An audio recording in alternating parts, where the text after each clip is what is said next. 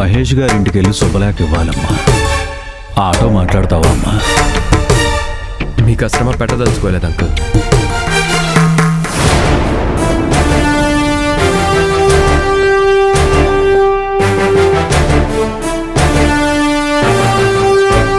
అయితే ఇకనే మీరు మహేష్ సార్కి శుభలేఖ ఇక్కడే ఇచ్చి పెళ్లికి పిలవచ్చు అంకుల్.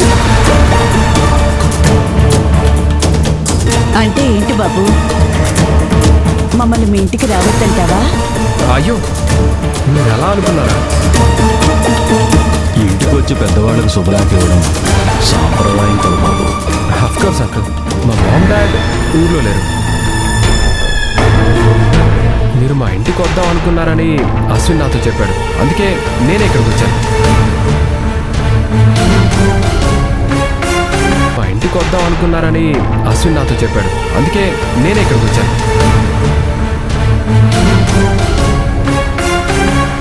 అంకుల్ ఆంటీ ఊళ్ళోనే ఉన్నారు, వాళ్ళు లేరని మహేష్ అబద్ధం ఎందుకు చెప్తున్నాడు?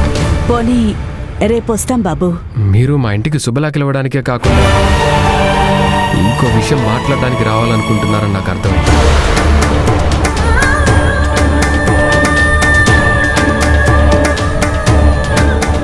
ఆనందిని పెళ్లి చేసుకుంటానని నేను మిమ్మల్ని అడిగాను కదా.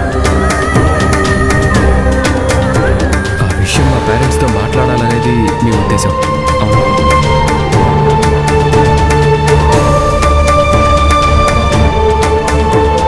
యాక్చువల్లీ నేను మిమ్మల్ని అలా అడగడంలో తొందరపడ్డాను. ఆనందికి నన్ను పెళ్లి చేసుకోవాలన్న ఉద్దేశం లేదు.